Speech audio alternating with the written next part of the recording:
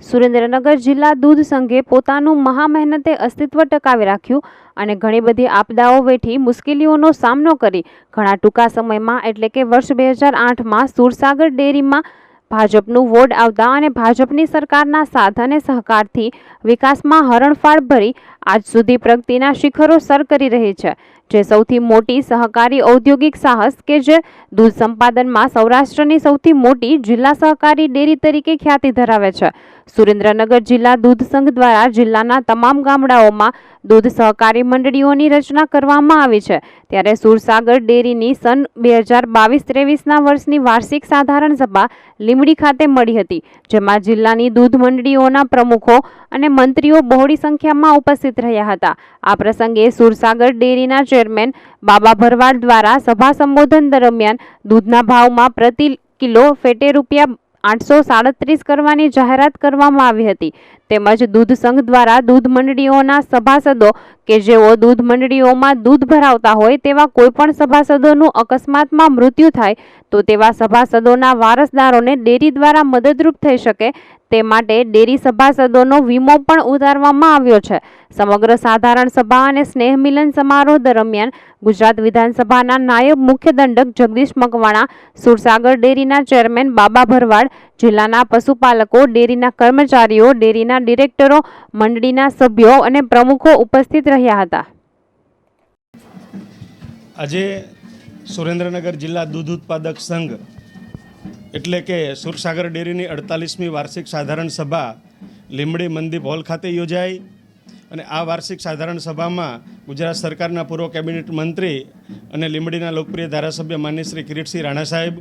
એવા જ ડેરીના ચેરમેન બાબાલાલભાઈ ભરવાડ, ધાંગધ્રાના ધારાસભ્ય પ્રકાશભાઈ વરમોરા, પાટડીના ધારાસભ્ય પી.કે. પરમાર, આ બધા જ ધારાસભ્યશ્રીઓ અને મહાનુભાવોએ ઉપસ્થિત રહ્યા। સાથે સાથે સુરસાગર ડેરી એ આ ઝાલાવાડીની એક જીવાદોરી છે। ખેતીની સાથે પશુપાલન એક પૂરક વ્યવસાય છે, ત્યારે અમારા ચેરમેન શ્રી બાબાલાલની અધ્યક્ષતામાં ડેરીએ ખૂબ જ વિકાસ કર્યો છે અને પશુપાલકો પણ ખૂબ જ સુખી અને સમૃદ્ધ બન્યા છે। અને આજે ચેરમેનશ્રીએ અનેક વિશેષ જાહેરાતો પણ કરી છે,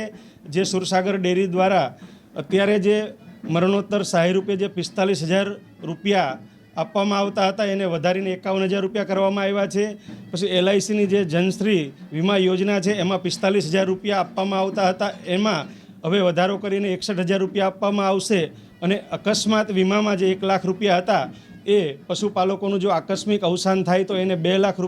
વીમા સ્વરૂપે સુરસાગર ડેરી તરફથી આપવામાં આવશે। અને આ વર્ષે ડેરીએ ₹912 લાખ નફો કરી અને સભાસદોને પણ 97 કરોડ 16 લાખ જેટલો ભાવફેર ચૂકવવામાં આવશે, એટલે કે 11.10% જેટલો ભાવફેર સુરસાગર ડેરી દ્વારા ચૂકવવામાં આવનાર છે। એમ આ સુરસાગર ડેરી આ ઝાલાવાડ માટે ખૂબ જ એક તમામ લોકોને ઉપયોગી સાબિત થઈ છે, ત્યારે ડેરીના ચેરમેન શ્રી બાબાલાલ અને એમની ટીમને હું હૃદયપૂર્વકના અભિનંદન પાઠવું છું। આજે 48મી વાર્ષિક સાધારણ સભા હતી અમારી, ત્યારે સરકારમાંથી અમારે દંડક એવા જગદીશભાઈ મકવાણા સાહેબ, કિરીટસિંહ રાણા સાહેબ, પ્રકાશભાઈ વરમોરા સાહેબ, પી.કે. પરમાર સાહેબ અને સંગઠન મહામંત્રી જયેશભાઈ અને ધીરુભાઈ બંને હાજર રહ્યા હતા। ત્યારે આજે નવી જાહેરાતની અંદર સુરસાગર ડેરીની અંદર હમણાં જગદીશભાઈ સાહેબે વાત કરી એ પ્રમાણે જે 45,000 હતા LICની અંદર એના 51,000 કર્યા અને જે 45,000માંથી 51,000 જે કર્યા છે મરણોત્તર સહાય એ 100 વર્ષના હોય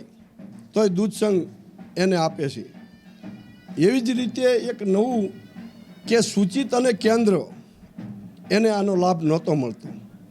તો આજે એ પણ નિર્ણય લીધો છે કે દરેક દૂધ ભરતા ગ્રાહક હોય, ગમે એ કચ્છનો માણસ અહીં સુરેન્દ્રનગરમાં મારે આવ્યો હોય 3 મહિના દૂધ ભર્યું હોય તો એને પણ આ લાભ મળે, એક મોટી અમે એ જાહેરાત કરી છે। આ જ રીતે દરેક પશુપાલકનો સાથ અને સહકાર અમને મળી રહે છે, એ જ રીતે એમના છે એમને અમે પૈસા ચૂકવીએ છીએ।